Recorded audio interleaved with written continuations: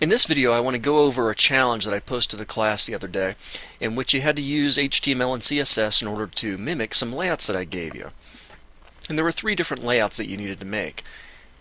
Here's the first one, and the first one is pretty critical because you'll use the same basic HTML for all 3. So if you can get the first one set up, then the other 3, it's just a matter of modifying this cascading style sheets.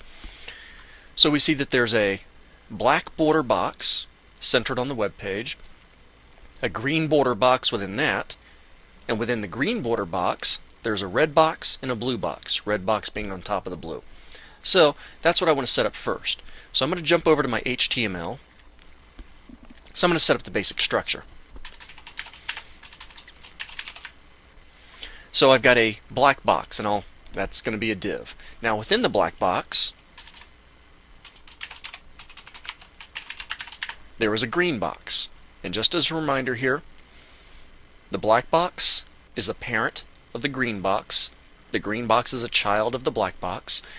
Within the green box, there's a red and a blue box. So back to the HTML. Within the green box, there we go. So this is the basic layout of my HTML. There's the black box. It contains a green box, and within the green box I've got a red and a blue. Now notice I did put some text inside of my red and blue boxes, so that way all of my divs now have content. 2 of my divs have text content. The other divs have divs for their content. But that's the basic structure right there. Now I also need some style sheets. I've already set up my web page to link to an external style sheet. And here's my style sheet. So far I've only got one CSS rule. It's for all properties. I'm using the all selector there. Margin 0, padding 0. This is the CSS I have so far. I've created a rule for each of my 4 divs, and of course I'm using an ID selector to refer to them. For my first 2, my black and my green box, they have 5 pixel thick solid borders, and they both have 20 pixel margins. Whenever you use 1 unit of measurement for the margin, it'll give that measurement on all 4 sides. So basically 20 pixels of margin on all 4 sides around the box. My red box and my blue box, they don't have border colors, but they have background colors of red and blue, and they also have 20 pixel margins. So that gets me to this layout right here. Green within the black, and the red and the blue within the green. And notice just by giving those margins, I do get a centering effect, even though it's not officially centered. Now let's suppose, though, that I didn't want it to be all the way across the page. What I'll do is I'll jump back over to my CSS, and I'll just work on the black box for a moment. Let's assume that my black box is going to have a width of just 500 pixels. Now by making that one little change there, it makes the black box narrower, and now we can see that it's truly not centered on the page. No problem. Instead of doing 20 pixels margin on all 4 sides, I'll do 20 pixels of margin on the top and the bottom, and automatic margins on the left and the right. When you use 2 units of measurements, it's top and bottom for the first unit, left and right for the second. So now my div is centered on the page. So that's a good way to center. Now I'm going to go back a little bit though, and I'm going to change this back to 20 pixels around, and I'll get rid of the width so it takes up the full width available.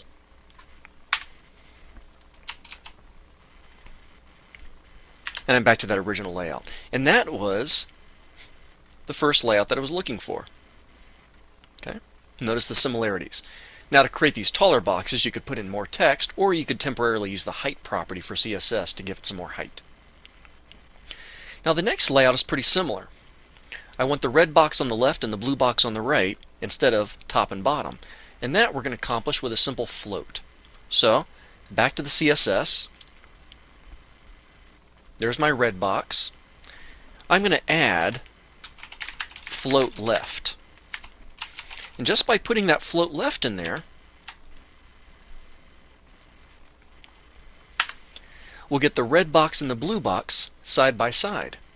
Now notice how the red box is really small and the blue box is much bigger. So let's play around a little bit with the widths for the red box. What if my red box was 50% wide and the blue box was 50% wide? So both of these boxes will have 50% widths, and this leads to a potential problem. The problem is really because of my margins. So let me do a little experiment here. What if I take out the margins on these two items? Now I get them side by side.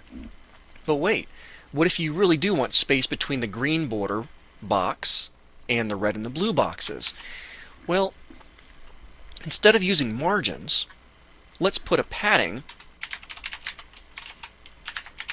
on the green box. Now we've got the layout, red on the left, blue on the right, and very similar in structure. Once again, in the picture demo, or the screenshot that I gave you, simply use the height property to make these taller. But this is a very common way to do a two-column layout. Now the last one I want to show you is this third layout, which is kind of cool and tricky.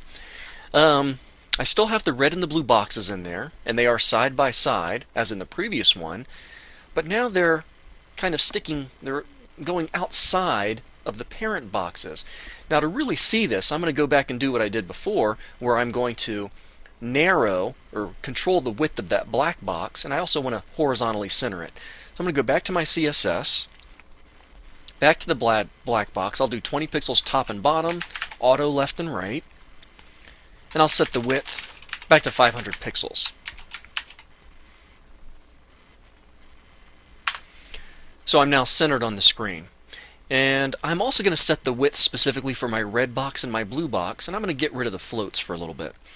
So, my red box and blue box, I'm no longer going to float the red box to the left. And instead of a 50% width, I'll go ahead and put in 150 pixels for both. Now that gets me to this point. And then I'm going to use absolute positioning for the red and the blue boxes. Now, I mentioned in another video, when you absolute position something, it works best if it's inside of a relatively positioned container. So, for my green box, which is the container for the red and the blue, I'm going to position it relative. Now that little act right there won't do anything to my layout, so it's not even a noticeable effect. But it makes it easier for me to control the location of my red and blue boxes based on its parent container.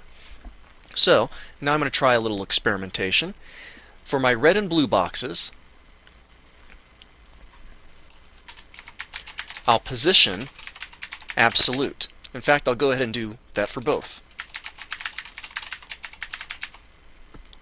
Both boxes I'll position 0 pixels from the top. For the red box, though, I'll position it 0 pixels from the left, and for the blue box, 0 pixels from the right. There we go. My red and blue boxes are now positioned absolutely within their relatively positioned container, which happens to be the green box.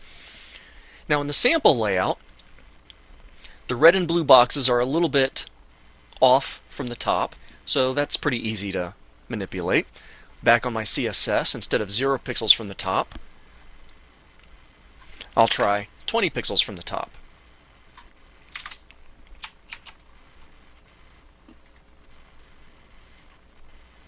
And there we go. And they're also a little bit outside to the left. Alright, so back on the CSS.